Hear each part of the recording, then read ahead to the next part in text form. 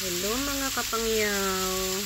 Dito naman kami sa Falls, Hukaisha Falls, dito sa Hong Kong. Ayan, naglagalag naman kami sa bundok.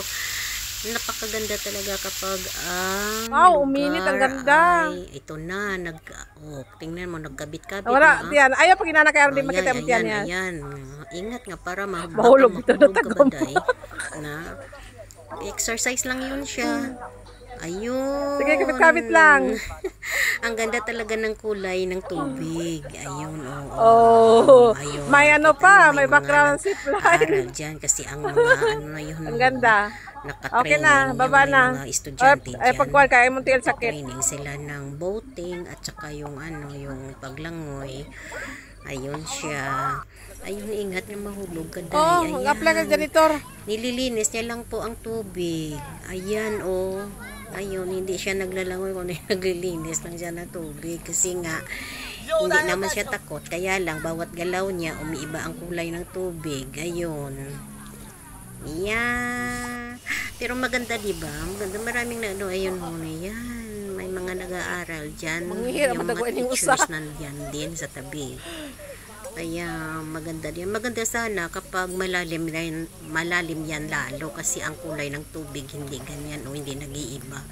Kasi parang may lab na. Gaano ka da? Nangihira ka? Ayan, sige, upo ka lang dyan sa tabi-tabi. Huwag kang manood ka na lang sa kanila kasi ayaw mo naman maligo. Masarap sana maligo kapag naglusong ka sa tubig, hindi yung umiiba yung tubig, ang kulay na tubig umiiba kasi hindi pa kasi malalim, mababaw pa siya. Kabalo ka maglangoy, sure ka? Ayan. Ingat, maraming bato at saka madulas, maraming dahon nga lumalangoy-langoy dyan. Malamig talaga siyempre. Linisin mo na lang. Ayan, diba? Maglilinis lang daw siya ng lake. Ayun. Tingnan natin kung kabalo ba ka malangoy. Diba, ang ganda ng tubig. Sa totoo lang, gusto niya talaga maligo niyan. Kabalo ka malangoy. Natakot siya sa tubig. Hindi naman siya natakot sa tubig. Sa kulay ng tubig, umiiba kasi.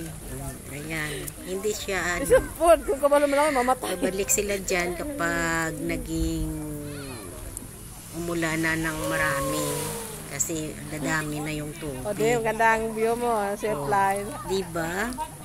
Ang sarap sa piling, ang lamig ng tubig diyan, diba? Tapos nature ang pakiramdam kahit malayo siya sa Kabiasnan. Nasa bundok yan Pero maganda talaga yung daanan naman dito sa Hong Kong. Isa pa, mag-ingat ka dyan. Ayan mag-i-exercise din siya. Diba? Ganun lang talaga yung life. Exercise lang kayo. Paano ito picturein? Natatawa talaga ako sa mga posisyon. Asan bahay mo? Akala mo picture. Diyan, dayon. Dito yung mga garden na diyan. Tapos doon garden na din doon. Garden lahat. Oo. Dito mga gulay. Gulay? Sa gilid dito may mga bulaklak. Tapos gulay. Diyan kasi siyempre may punong kahoy na yan. Instead sa kahoy na yan mangga yan. Tapos doon yung doon yung may saging, may kamote, may mais, doon banda. Tapos may mga manok dyan, baby. May ako dyan, Ang laki naman ng lupa mo. Tingnan mo. Oo nga. Ang laki niya.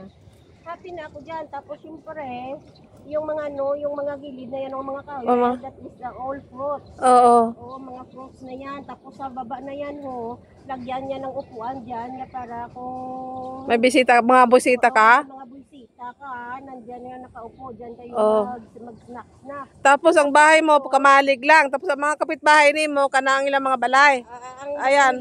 Ayan Tapos gawin kong pispan dyan. Pispan, anong iboy mo sa pispan? Karabaw. Hindi, pispan. May Alin? Tilapia, may ito. May halo-halo. Ay, medyo malaki-laki gidayin mo lupa. Malaki nga talaga siya. Tingnan mo, malaki siya. Asan? Ayan Hindi yan pigs.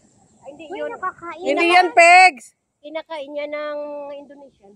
Kaya nga Oh. Ano pa? Lubos-lubosin mo na. Kay malang bayad yan. Ako swimming pool. Doon. Oh, hindi yan mo na lupa potot. Ayaw ko mag-swimming pool ba?